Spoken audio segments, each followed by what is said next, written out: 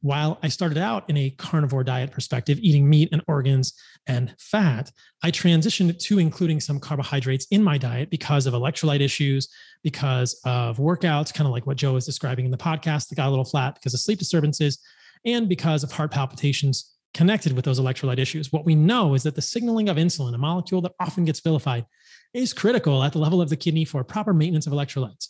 Ketogenic diets are great short term, but long term, they will result in many, many problems for humans. The other thing I didn't mention was hormonal decline. My testosterone went down, came back up, now is 700 or 800, including fruit and honey on my diet. I choose those as my sources of carbohydrates. Why? Because I think that if you think like a plant, if you consider what a plant is trying to do, it is going to put defense chemicals in the leaves. It is going to put defense chemicals in the stems, and it is certainly going to put defense chemicals in the roots or in the seeds, which are the plant babies. I am trying to get the smallest amount of plant defense chemicals in my diet because I want the most nutrients, focusing on meat and organs, and I want carbohydrates. So I'm going to get that from fruit. Fruit is the sweet part of the plant that a plant wants you to eat. As I've talked about thus far in the podcast, do not fear fructose in a plant matrix, in a food matrix.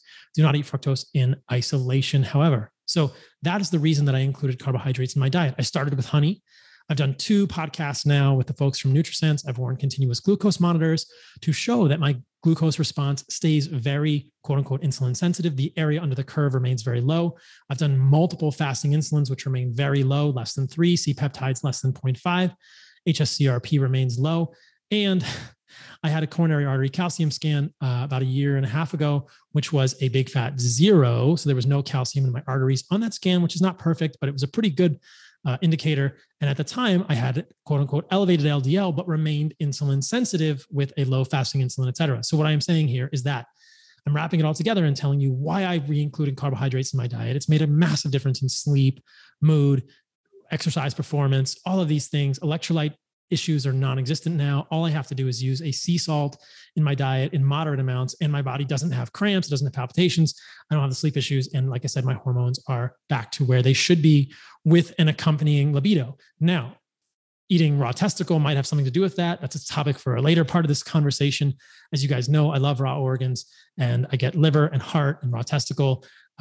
If you can't get those, you can always get the desiccated stuff that we make at Heart and Soil, which is also some of the best stuff on the planet.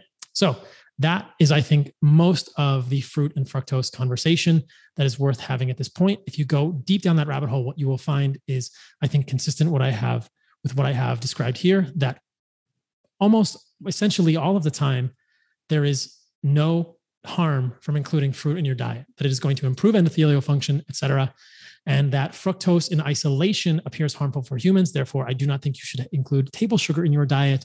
And if you are going to include honey, it should be the good kind, not the kind in the plastic squeezy bears, et cetera. And I'm not a fan of maple syrup because it is heated and processed and likely going to have many of those precursors, which are important for maintaining the nitric oxide system in that have been degraded. So think about all of these things. And again, this is all wrapped up in the framework of, if you are thriving, do not change anything about your diet. This is all meant to be for those who are suffering, having autoimmune disease. And I think that in those cases in which people are not getting to the goals that they are hoping to achieve, whether it's mood, emotional stability, mental clarity, libido, body composition, anything, athletic performance, we need to question our assumptions and continue thinking about this. And if I think about the optimal diet for humans, if I think about the foods that our ancestors sought first, it was always meat and organs together, animal fat. And then what was after that? Fruit and honey. Clearly, this has been documented in papers from Frank Marlowe with the Hadza. This is what I observed when I went to visit the Hadza last year in Tanzania for 2 weeks. It's clear. They don't go looking for salads in the wilderness. They might eat leaves and seeds occasionally, and it's generally when their hunts are unsuccessful and they are avoiding starvation.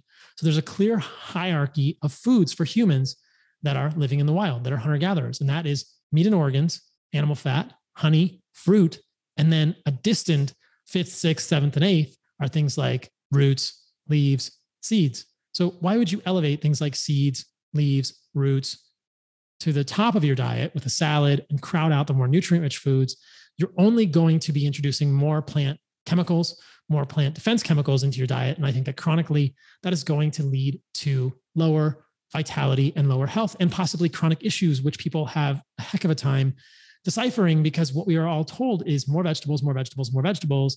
If you're sick, it's because you're not eating enough vegetables. When I would say it could be for many people that you are not eating enough vegetables.